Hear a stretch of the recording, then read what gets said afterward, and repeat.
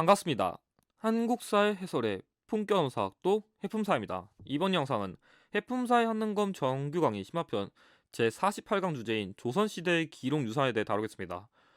지난번 강의에서 다룬 조선시대의 궁궐 및 문화유산도 되게 어려웠을 텐데 솔직히 말하면 이번에 다루는 조선시대의 기록유산 강의가 더 어렵고 재미가 없을 겁니다. 그래도 앞에 보여준 강의는 그래도 나름대로 뭐 사진도 보여주고 풍경도 보여주고 이렇게 할 수 있는데 여기 파트는 진짜 재미없게 그 각 서적의 키워드만 주르륵 나열한 강의이기 때문에 여러분들이 아마 저번에 다룬 궁궐 유형보다 더 많이 어렵다 느낄 거고, 특히 외워야 될 그 기록 유산의 수가 20개 이상 넘습니다. 그래서 솔직히 말하면은 앞서 말한 궁궐 유형보다는 이게 출제율이 솔직히 더 높긴 높습니다.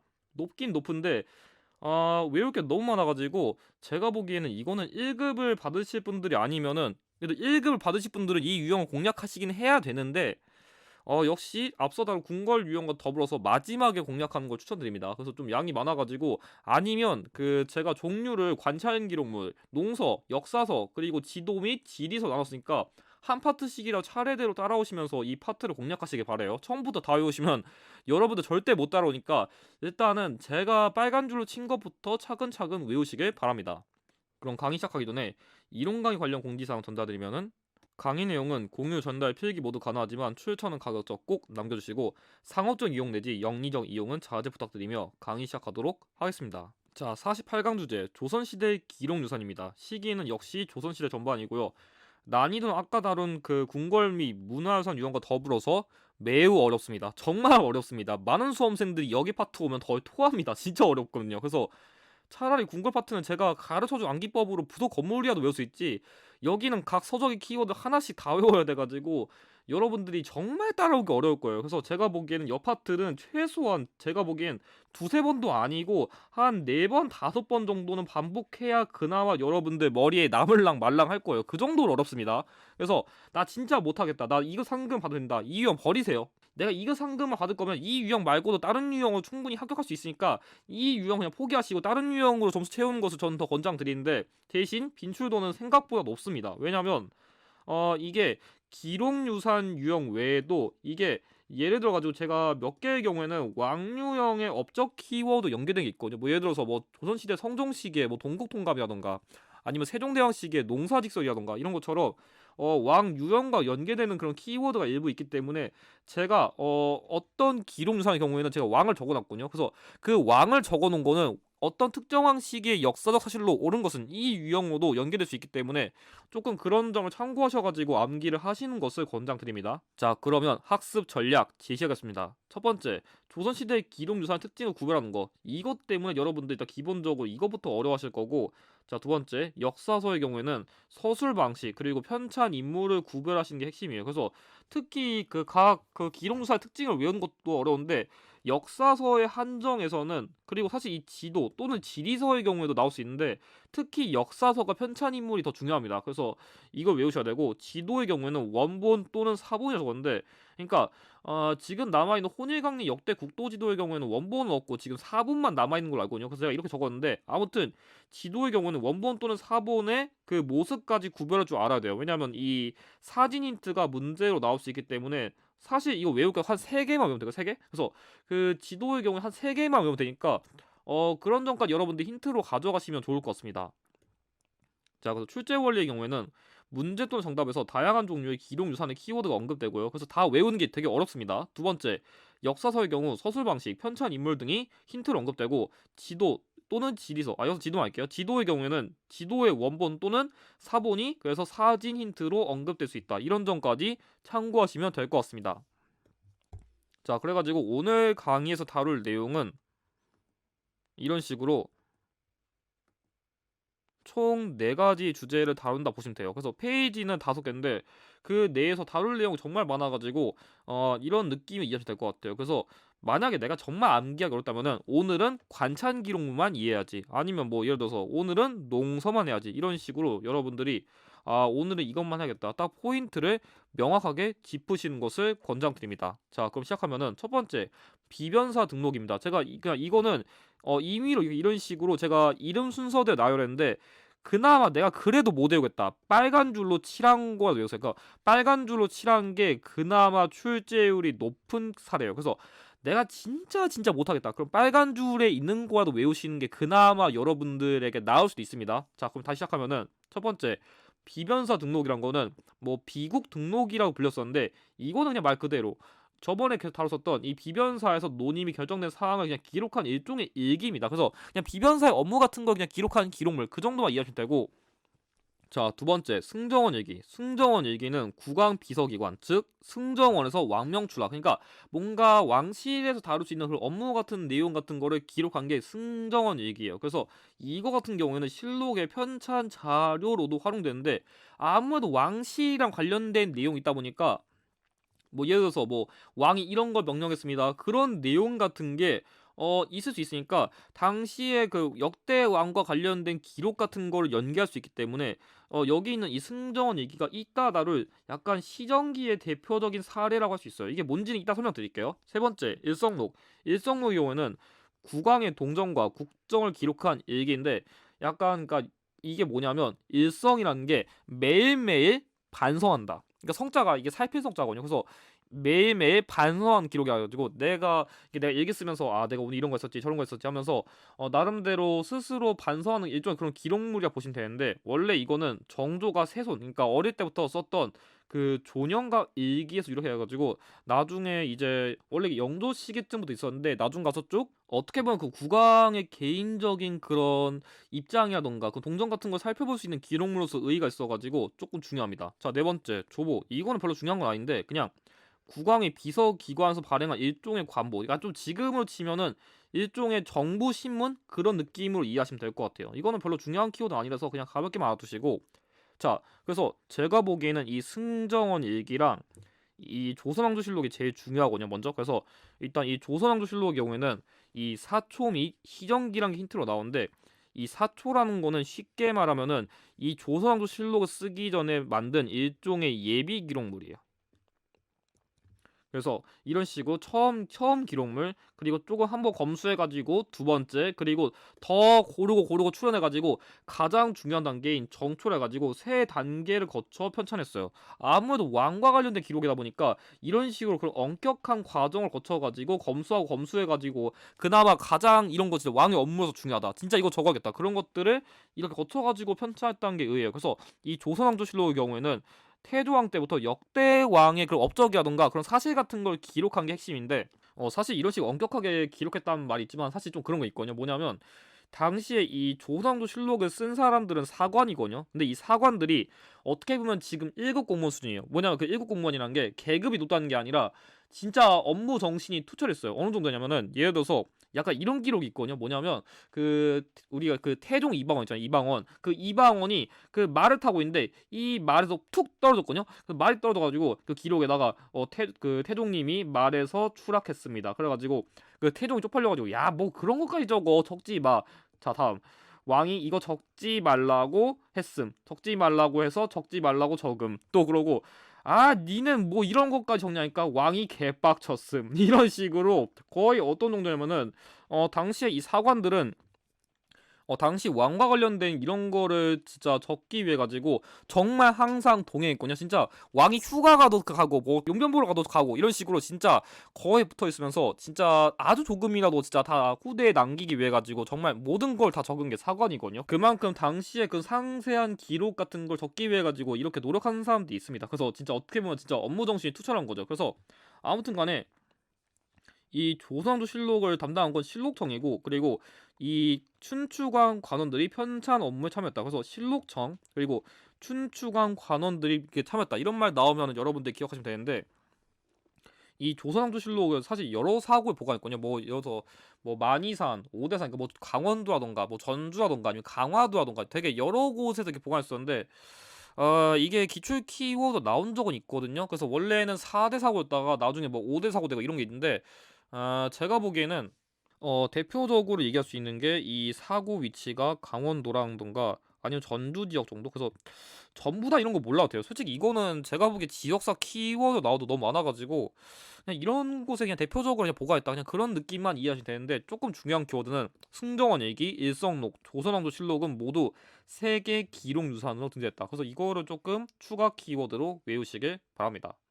자, 두 번째는 역사서입니다. 역사서의 경우에는 일단 여러분들이 가장 먼저 외워야 되는 건 이 금석과한록입니다. 그래서 이 금석과한록은 제가 저번에 그 고대시대의 비석에서도 한번 다뤘었고, 그 저번에 그림 유형에서도 한번 다뤘었던 이 김정이라는 인물을 만들었는데, 이 김정이라는 인물은 금석학, 그러니까 약간 좀 비문 같은 걸 해석하는 그런 걸 공부했어가지고 북한산비가 진흥왕 순수비임을 고증했어요. 이게 원래는 이 북한산비가 고증되기 전에는 이게 황초룡비인가 아니 다른 비인가 그렇게 제대로 얘기가 없었는데, 이 인물 읽어보니까 여기는 진짜를 보고서 이거 진흥왕과 관련된 거니까 이거 진흥왕 순수비구나 이렇게 연구한 흔적이 있어요. 그래서 이 김정희의 경우에는 여러분들이 가장 먼저 외워야 되는 키워드가 세안도랑 금석 과한록입니다. 자, 다음 동사관목. 이 동사관목은 안정복이 지은 건데 이건 별거 없습니다. 그냥 이 단군 기자 마한으로 이어지는 사만정통론을 계산한 거예요. 그래서 솔직히 지금은 기자 조선의 그런 실체를 우리나라 역사에서 이게 인정하지 않는데,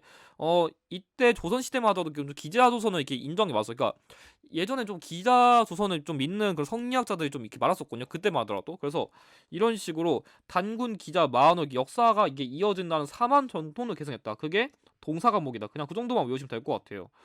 다른 거는 뭐 잘 안 나오더라고요. 세 번째, 동국통감. 이 동국통감은 서거정이라는 인물이 만든 건데, 이 역사서의 경우에는 고조선부터 고려 말의 역사를 정리한 최초의 평년체 통사예요. 그러니까 조선시대 들어와가지고 진짜 우리나라 거의 최초의 국가인 고조선부터 그 이전 국가인 고려 말까지, 그러니까 고조선 이전이라는 게 아니라 이 조선시대의 이전 국가인 고려 말이요. 아무튼 이때까지 역사를 이렇게 쭉 다시 한번 정리한 통사. 그러니까 통사라는 게 진짜 거의 처음부터 끝까지 이게 쭉 적은 거. 그러니까 조선시대 초기니까 당연히 조선시대 초기 이전은 고려 말이 끝이겠죠. 그래서 그때까지 역사를 이렇게 지은 게 이거여가지고 이런 식으로 편년체는 제가 뭐 월, 일 이런 식으로 일기 형식이라 했었죠. 그래서 이 동국통감의 경우에는 성종시기에 완성되는데, 그래서 이런 식으로 특정 왕이 적혀 있는 거는 여러분들이 예를 들어 성종시기 역사도 사실로 옳은 것을 내면은 동국통감을 지었다 이런 게 나올 수 있으니까 외워두시면 좋은데, 여기 보면 자치통감을 참고했단 말이 있거든요. 이 자치통감이란 거는 원래 중국의 그 일종의 그런 통사인데, 이 통감이란 말이 뭐냐면 거울이에요, 거울. 그러니까 약간 옛날의 역사를 그 거울로 봐가지고 어떻게 스스로 통치할 수 있을까, 이게 옛날 역사 보면서 나름대로 거울처럼 쓴다, 그게 말이거든요. 그래서 이 동국 통감의 경우에는 동국이니까 이게 중국을 기준으로 얘기했을 때 이게 동쪽의 국가니까 이렇게 동국이라 표현한 건데, 그래서 동국, 우리나라의 역사를 이렇게 또 거울처럼 보면서 우리가 앞으로 정치를 잘 할 수 있을까, 약간 이런 식으로 좀 거울처럼 활용했다, 그런 느낌으로써 이 역사서를 이해하시면 됩니다. 자, 네 번째 바레고입니다. 이 바레고는 유독공이라는 인물이 만든 건데 이것만 기억하시면 돼요. 이 바레고는 남북국이라는 용어를 처음으로 사용했다 이거예요. 그래서 이게 더 정확히 말하면은 말 그대로 바레고니까 발의 역사를 다룬 건데, 그럼 해풍사님 만약에 문제에서 그 이승유의 제왕운기가 만약에 나온다면은 이 발해고랑 어떻게 구별해요? 이럴 수 있는데, 제왕운기의 경우에는 남북국이란 용어를 안 사용했고, 그리고 서사시 형식이라 했습니다. 제가 저번에 한번 사회를 보여드렸지만 약간 서사시 형식은 뭔가 찬양하는 거, 뭔가 역구나 로도다 이런 식으로 오지게 찬양을 하시는데, 발해고의 경우는 좀 역사적 특징이다 보니까 그렇게 뭔가 찬양한다는 맥락보다는 그냥 단순하게 그냥 역사 사실로서 이때 남북구 시대가 있었다, 조금 좀 담담하게 약간 좀 객관적인 서술, 약간 이렇게 뭔가 조금 찬양하는 그런 느낌이 상대적으로 없다, 그렇게 이해하시면 될 것 같아요.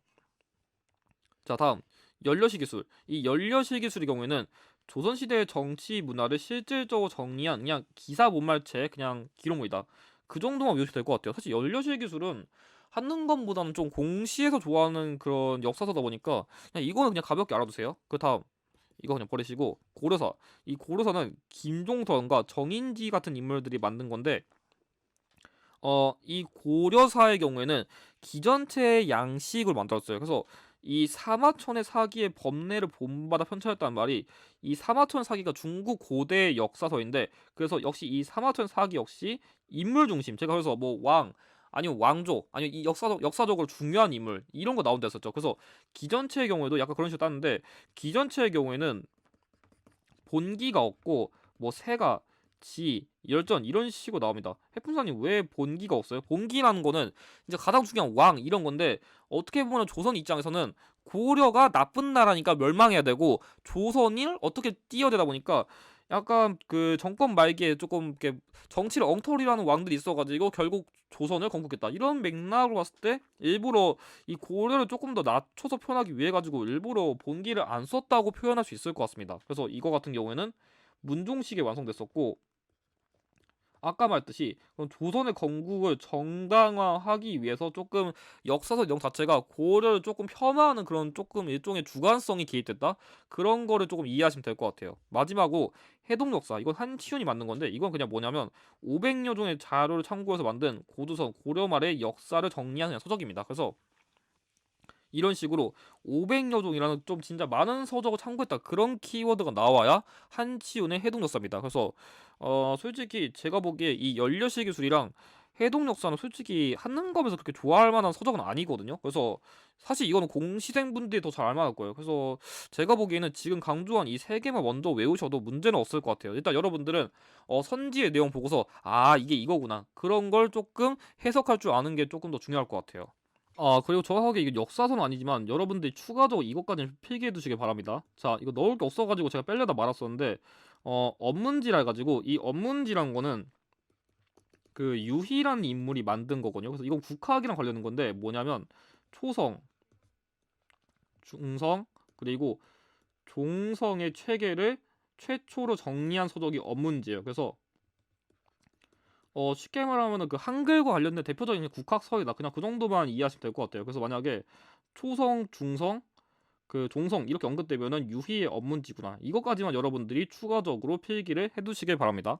자, 세 번째 조선시대 농서입니다. 농서의 경우에는 이것도 역시 제가 강조한 것부터 외우시면 좋은데 첫 번째 일단 금양장록. 이 금양장록은 성종식의 강희민이라는 인물이 만든 건데 이거는 그냥 손수 농사를 지은 경험과 견문을 종합해서 편찬한 겁니다. 자, 두 번째 구왕차료. 이거는 제가 계속 강조했었죠. 이거 조선 명종식이 만든 거고 기근 대비 서적이에요. 그래서 약간 뭐 느릅나무 껍질 같은 거 어떻게 만들어 먹는지 아니면 약간 좀 비상식량 같은 거 어떻게 만들어 먹는지 아니면 응급처치 같은 거 어떻게 하는지 약간 이런 식으로 진짜 위기 상황에서 어떻게 살아남을까 하는 약간 좀 지금을 치면 뭐 바다에서 살아남기 아니면 뭐 산에서 살아남기 약간 옛날에 한 몇십 년 전에 그 만화책을 보신 분들 좀 알 것 같은데 이런 식으로 조금 그런 내용 같은 걸 적혀 있는 게 구왕차로다 그냥 그 정도만 이해하시면 될 것 같아요. 근데 대신 이게 어느 왕식에 만들어졌는지 이게 좀 더 중요한 것 같아요. 이 어느 왕식에 만들어졌는지 이게 조금 힌트로 더 많이 나오니까 그런 걸 참고하시면 될 것 같고 제가 보기에 여기서 제일 중요한 건 이 세 가지예요. 이게 제일 중요해요. 여러분들이 아마 이거를 좀 제일 많이 헷갈릴 건데 일단 첫 번째 농사직설의 경우에는 이 세종시기에 정초, 변효문 등을 중심으로 만든 건데 제가 예전에 강조했듯이 세종시기에는 우리나라 실정에 맞는 그런 서적들이 많다 했잖아요. 뭐 대표적으로 칠정산이 될 수도 있고 향약 뒷선방이 될 수도 있고 농사직설이 될 수 있고 그래서 우리 풍토에 맞는 농법을 종합하여 편찬한 게 농사직설인데 여러분들이 이 나머지 두 서적을 헷갈리기 쉽거든요. 그래서 농상집요의 경우에는 고려 말 이암 때 전랬다. 그래가지고 이 농상집요의 경우에는 목화제비와 양장 등 중국의 화북 지방의 농법을 소개했는데 나중에 이게 조금 더 발전해가지고 이제 우리나라 시점에 맞는 걸 골랐다. 그래서 만약에 내가 진짜 이거 구별이 안 가면은 자 농사직설과 농가직성 그러니까 여기 이거가 설명드릴게요. 일단 먼저 농가직성은 나중에 조선 효종시기에 신속이라는 인물이 만든 건데 이건 그냥 모내기법 등의 벼농사 중심의 농법을 소개한 겁니다. 자 그래서 모내기법은 아무래도 조선 후기에 유행했으니까 조금 더 이때가 만들어졌겠죠. 그래서 여러분들이 정말 구별이 힘들면 이렇게 외워봅시다. 자 농사직설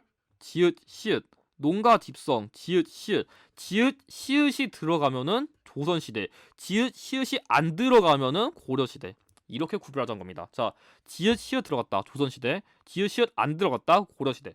이렇게 외우시면 조금 더 구별하기 쉬울 것 같습니다. 자, 다음 산림경제. 이 산림경제는 숙종시기 홍만선이라는 인물이 만든 건데 그냥 뭐 고추, 뭐 담배 이런 것처럼 상품 장면을 재배하는 거랑 원예 기술을 그냥 수록한 이런 서적이고 마지막으로 임원경제지. 이거는 좀 나중에 나올 수 있어가지고 한번 참고해도 좋을 것 같은데 이건 서유구란 인물이 만들었거든요. 그래서 농촌생활 및 농업 기술의 혁신 방안을 제시한 일종의 백과사전식 그냥 그런 동서다. 그렇게만 이해하시면 될 것 같습니다. 자, 이제 마지막으로 지리서 또는 지도입니다. 이것까지 하면 끝나니까 조금만 더 잘 따라주세요. 첫 번째, 혼일강리 역대국도 지도. 참고로 지도 유형은 제가 보기에 다른 건 잘 모르겠는데 지도 유형 관련된 거 그냥 다 외우시는 게 나와요. 왜냐하면 이거는 빈출 키워드로 잘 나오고 여러분들이 왕업종 유형 외울 때도 잘 나오다 보니까 그냥 지도는 다 외우시는 거 추천드립니다. 근데 정말 더 힘들다. 일단 조선시대 전기는 외우세요. 왜냐하면 이거는 왕업종 유형 키워드가 너무 잘 나오거든요. 그래서 일단 얘라도 어떻게 외우세요? 첫 번째, 혼일강리 역대국도지도. 이거는 태종시기에 이회 등의 인물이 만든 건데 저번에 설명드렸듯이 동양에서 가장 오래된 세계 지도고 중국 중심의 화이관이 반영됐다 했습니다. 그래서 실제로 이런 식으로 중국은 되게 이렇게 크게 그렸는데 지금 다른 나라 보면 이게 되게 작게 그렸거든요. 그래서 중국에 대한 그런 사대주의가 오지니까 이런 충성하는 마음으로 조금 다른 국가에 비해서 중국만 유독 크게 그린 게 특징이에요. 그래서 어떻게 보면 지금을 치면은 정확한 지도가 아니랄 수 있죠. 어떻게 보면 그런 일종의 화이관, 그런 조금 사대주의가 반영된 대표적인 지도를 할 수 있겠고, 두 번째, 동국여지 승담. 이건 성종식인데 이거는 각 지역의 지도, 지리, 풍속 등이 수록됐었고 팔도지리라는 그런 지리서 참고한 이런 인문 지리서는 특징이 있습니다. 근데 여러분들 또 헷갈리기 쉬운 게 동국여지승담과 신증 동국여지승담은 다릅니다. 그러니까 조금 이거 좀 중보한 건데, 그러니까 조금 개정판 같은 거라서 이 개정판의 경우에는 중종 시기에 만들었다. 그래서 그냥 동국여지승담은 성종. 그래서 개정판의 경우에는 중종 시기에 만들었다.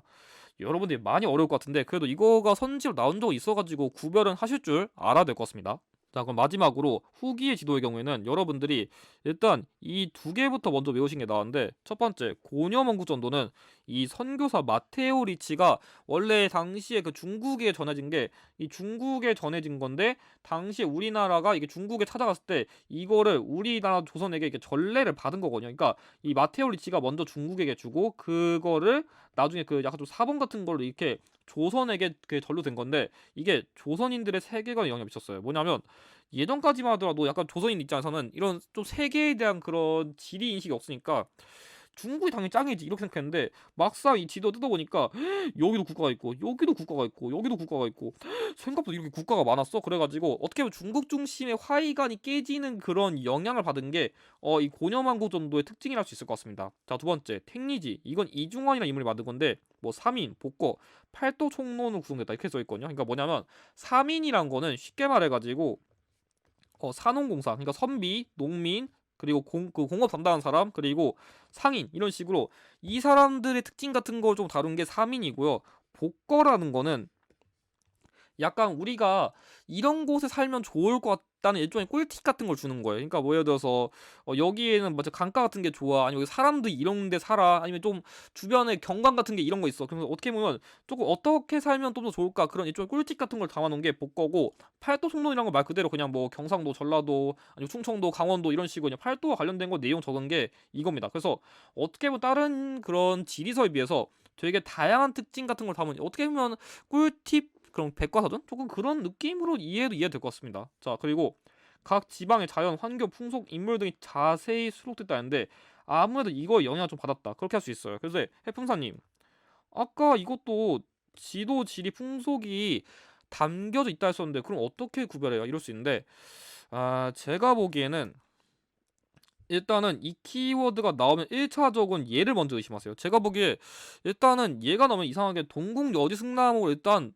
나오긴 나오는데 택리지도 특징이 조금 비슷해가지고 그럴 수 있어요. 대신 만약에 둘 중 하나를 꼭 낸다면 어차피 그 다른 힌트를 더 주던지, 아니면 명확하게 두 개 중 한 개만 내가지고 두 개를 겹쳐서 내가지고 이렇게 오답을 유도하지 않을 거니까 그렇게는 걱정 안 하셔도 될 것 같습니다. 그렇게 문제 내면 논란납니다. 자, 마지막 대동여지도. 이 대동여지도는 김정호가 만들었는데 아까 다룬 이 김정희의 금석과학록과 이 김정호의 대동여지도를 좀 구별하실 필요가 있습니다. 그래서 이 대동여지도의 경우에는 주요 시설물을 기호로 표기했고 산맥, 하천, 도로망 등을 정밀하게 표시해가지고 이게 조금 그래서 다른 거에 비하면 조금 세부적인 특징 같은 걸 많이 다뤘는데, 그게 왜냐면 심리마다 눈급을 표시했거든요. 이게 무슨 말이냐면은, 자, 여기 있는 이 영조 시기에 만든 정상기의 동국지도의 경우에는 백리초 사용했거든요. 그러니까 이게 지금이 이 척자가 조금 개념이 애매한데 그때 당시 이 척자를 한 0.4km 정도 갔거든요. 그러니까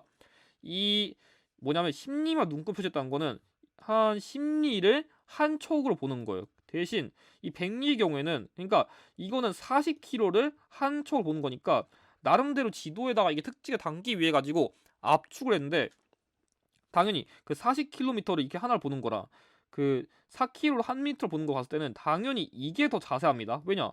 더 작은 길이를 압축한 거니까 더 꼼꼼하게 이 지도에 담으려고, 그러니까 이 눈금이 작을수록 좀 더 자세한 거거든요. 그래가지고 이런 식으로 실제로 자세한 내용을 적을 수 있으니까 이런 주요 시설물 아니면 산맥, 하천, 도로망 등을 정밀하게 표시하는 게 특징인 거예요. 왜냐하면 동국 지도의 경우에 영도시계 만들었고 이 대동여 지도에 철종시계 만들었거든요. 그래서 아무래도 당연히 더 늦게 만들어진 게 더 자세할 수밖에 없어가지고 이런 식으로 조금 더 작은 거 세부적으로 할 수 있다는 특징 같은 게 있다고 할 수 있을 것 같습니다. 자, 마지막, 그리고 22첩의 목판 부분으로 제작다 했는데, 이게 지금 뭐냐면 지금 여기 보면은 이런 식으로 뭔가 지금 네모 상자 이렇게 나왔잖아요. 이게 뭐냐면 22첩이라는 게 이런 식으로 이 한 칸들 같은 거를 이렇게 뭔가 꾸깃꾸깃 꾸겨가지고 이런 식으로 압축했다가 나중에 우리가 지도 같은 거에 꾸깃꾸깃 접었다가 나중에 그 종이를 쫙 펼치면 이런 식으로 종이를 이렇게 접었다가 이렇게 조금씩 쫙 펼치면 이런 식으로 대규모의 지도가 나온다. 그래가지고 다른 지도에 비해 그만큼 자세한 내용 적기 위해 가지고 이런 식으로 쪼개가지고 이렇게 좀 휴대용을 쓸 수 있도록 이렇게 되게 세부적으로 나눈 특징이 있다. 그런 것까지 기억해 두시면은 동국지도랑 대동여지도의 특징을 여러분들이 좀 잘 구별하실 수 있을 것 같습니다. 자, 그럼 앞에 내용 좀 따라오시냐 많이 벅차셨을 텐데, 관련된 기출 풀이해보면서 실전에서 어떻게 나오는지 예시 문제를 보여드리면서 기출 마무리하도록 하겠습니다. 자, 먼저 왼쪽 문제. 조선의 역대 왕들의 역사를 후대에 남기기 위해서 실록청에서 편찬되었다. 그래가지고 역대 왕의 그런 역사 같은 걸 다룬 기록물, 제가 조선왕조실록이라 했었는데 여기서 문제 옳지 않은 거니까 이거를 모르더라도 선지에 있는 내용만 분석하면 4개는 맞는 거니까 한 개만 다른 걸 찾으면 문제 없습니다. 1번 기전체 형식으로 편찬되었다. 제가 틀렸죠. 이거 기전체가 아니라 편년체 형식으로 서술됐다 했는데, 굳이 기전체 형식의 예시에 든다면 고려시대 뭐 삼국사기라던가 아니면 아까 다룬 조선시대 그 고려사 이런 게 될 수 있겠죠. 정답 1번이고요. 2번 태조 왕 때부터의 기록, 제가 이성계부터 다뤘다 했습니다. 맞고요. 3번 사초와 시정기 등을 근거로 편찬된 거는, 사초는 예비 기록물, 시정기의 경우에는 아까 업무 관련된 기록물 중에서도 그래도 좀 왕의 역사에 그 좀 다루기에 조금 중요한 것들을 추린 게 시정기입니다. 맞고요. 4번 춘추관 관원들이 편찬 업무에 참여한 거 맞죠? 이거 담당한다 했었고. 5번 임진왜란 이전에는 4대 사고에 보관되었다. 그래서 전쟁 이전엔 4대, 그리고 전쟁 이후엔 5대 사고에 보관됐다 했습니다. 정답 1번이고요. 우측 문제. 조선시대 국왕이 비서기관에서 왕명 출납 등을 기록. 그래서 이 비서기관은 제가 승정원이라 했습니다. 그럼 승정원 관련된 이게 정답이겠고. 자, 왼쪽 문제. 왼쪽 문제는 여러분들이 좀 사료를 살펴보는 게 좋을 것 같아가지고 가져온 건데, 일단 여러분들 지금 밑에 있는 선지는 잘 모를만 하니까 일단은 지금 답만 찾는 거 좀 참고하세요. 첫 번째, 여기 요승무하기 잘못 찾아서 여기 이렇다는 비를 원래 잘못 알려줬는데, 이 탁본이 정확하게는 금석과 관련된 거예요. 그래서 이 당시에 이 비문 같은 거에다 이게 종이 딱 붙여가지고 거기다 먹 같은 거 발라가지고 거기 있는 글자들을 이렇게 종이에 옮기는 게 탁본이거든요. 아무튼 금석과 관련된 방법인데, 자, 읽어보니까 여러 차례 탁본하니까 진짜에 의심할 여자 없어가지고 진흥왕의 고비로 고증을 했다. 그래가지고 이걸 통해 가지고 진흥왕 순수비를 고증한 거니까 그거 관련된 내용은 김정희겠죠. 그래서 이런 식으로 진흥왕 순수비를 고증했다는 이 금석관로 비슷한 내용이 좀 이렇게 어렵게 나올 수도 있습니다. 1번 담원서를 통해 과거제 폐지를 주장했다. 이 담원이란 거는 제가 다음 강의 때 다룰 홍대용과 관련된 인물입니다. 틀렸고. 2번 역대 명필을 연구하여 투사체를 창안했다. 제가 그래서 그림 유형에서 한번 그 김정희 호는 추사라고 했기 때문에 그걸 기억하신 분들은 이거 갖다가 푸셨을 겁니다. 정답 2번이고요. 3번 북하기를 저술하여 수레와 배의 이용을 권장한 거, 이것도 제가 다음 강의 때 다룰 실학파 유형에서 다룰 중상하파 인물인 박제가 관련된 키워드고. 4번 연려시 기술에서 조선의 역사를 기사본말 저술한 거, 제가 연려시 기술은 이긍이과 관련된 거라 했습니다. 그래서 틀렸고. 5번 주역을 바탕으로 수로 전기한 구수려 저술했다. 이거는 여러분들이 한 번밖에 안 나올 만한 키워드긴 한데, 이 구수작이란 거는 최석정이라는 인물이 만든 거거든요. 이 최석정이 조선시대 대표적인 유명한 수학자입니다. 그냥 그 정도만 아시면 될 것 같아요. 정답 2번이고요. 자, 우측 문제. 그래서 이런 식으로 이 기록유산 유형이 특정 왕 업종 유형으로 연결될 수 있습니다. 보면은 여기 정초와 변효문 등이 새로운 농설 편찬했다는 거, 제가 이거 농사직설이었습니다. 자, 그러면 농사직설은 세종시기랑 관련된 키워드죠. 자, 1번 결작을 징수하여 재정적 문제에 대처하였다. 자, 결작을 징수한 거는 균역법과 관련된 거죠. 1결당 2두의 결작세를 거둔다 했으니까 이건 영조랑 관련된 키워드고, 2번 연분구동법을 시행하여 수치 체제를 정비한 거, 이거는 세종시기에 시행한 공법. 그래서 연분구동법은 제가 그 풍용이랑 관련된 거라 했습니다. 정답 2번이고, 3번 기후약조 체결하여 일본과의 무역을 재개한 건 광해군이죠. 이제 왕 업적 다뤘으니까 제대로 외우신 분들 이거 다 따라올 수 있을 거예요. 자, 4번 설정 수제를 시행하여 민간의 광산 개발 허용한 거, 이거 제가 잠깐 언급한 건데 이건 효종식입니다. 안 맞고, 5번 직전법을 실시하여 현직 관리에게만 수조권을 지급한 거는 세조 시기의 역사적 사실입니다. 자, 그럼 마지막으로 지도 이용 두 개만 풀고 오늘 강의 끝내겠습니다. 자, 보면은 이 고려만국전도 관련된 게 이렇게 나오는데, 그럼 이 지도가 미친 영향. 1번 성리학이 통치 이념을 찾아왔다. 자, 지도가 준 게 뭔 성리학이랑 관련이 있겠어요? 성리학은 고려 말에 안양에 의해 전래된 거지 이거랑 전혀 관련이 없습니다. 2번 우리나라 최초의 세계 지도가 만들어졌다. 아, 이거를 언급하려면은 군이 따지면 혼일강리 역대 국도 지도가 맞겠죠. 이건 어쨌든 간에 그 서양이 선교사 전략한 거니까 말이 안 되고요. 3번 중국이 세계 중심이라는 생각에 변화가 생겼다. 맞죠, 이게? 당시에 여러 나라 보면서 우린 중국이 짱인 줄 알았더니 세계 넓혀보니까 되게 많은 국가가 있었구나, 이렇게 좀 세계관의 변화를 줬다 했습니다. 정답 3번이고, 4번 우리나라가 코리아라는 이름이 처음 알려진 거는 굳이 따지면은 이거는 고려의 그 아라비아 상인들이 이렇게 왕래하면서 고려를 코리아 이러면서 이렇게 된 거거든요. 그래서 어쨌든간 이거 관련 없습니다. 그래서 이런 식으로 지도 유형 같은 경우 이렇게 실제로 이 지도 자체를 힌트 줄 수 있으니까 이렇게 참고해 주면 좋은데, 그래서 이거 같은 경우 여러분들이 지도를 잘 외웠다면은 이거 갖다 풀 줄 알아야 돼요. 그래서 이런 식으로 뭔가 칸을 이게 띡띡띡띡 나눈 거, 그래서 이것만 갖다가도 풀 줄 알아야 되는 게 대동여지도라. 이렇게 나오면 대동여지도 기억해 두셔야 돼요. 그래서 제가 지도 유형을 외우라는 게 이렇게 힌트가 나올 수 있으니까 외워두란 겁니다. 기억 전체 22첩의 모판본으로 구성되었다. 제가 이런 식으로 구성이 나눠진 거 있으면 제가 이렇게 대동여지도라 외우랬습니다. 맞고요. 니은 최초로 백리척을 사용했다. 자, 백리척은 제가 동국지도랑 관련된 거였죠. 그래서 이 대동여지도의 경우에는 제가 심리를 활용한 거여서 심리를 활용한 게 조금 더 자세하다고 했습니다. 틀렸고요. 디귿 산맥, 하천, 도로망 등이 정밀하게 표시되어 있다. 그래서 조금 더 자세하니까 이런 게 나올 수 있겠죠. 정답 2번이고요. 리을 각 지방의 산천, 인물, 풍속 등이 자세히 나타나 있는 거는 대표적으로 동국, 여지, 승남이 있습니다. 그래가지고 정답은 2번입니다. 그럼 이것으로 48강 강의를 마치도록 하겠습니다. 이번 강에서 활용된 자료의 추천은 다음과 같고, 이번 강에서 활용된 기출의 추천은 다음과 같습니다. 그럼 강의 보시냐 수고하셨고, 다음 49강 조선시대의 대외관계 유형은 그래도 앞서 다룬 궁궐과 이 기록유산 유형보다는 그래도 훨씬 쉬우니까 여러분들이 조금 비교적 무난하게 따라올 것 같습니다. 그럼 또 다음 강의에서 뵙길 바라며, 영상의 내용이 도움이 되셨다면 좋아요와 구독을 부탁드립니다. 감사합니다.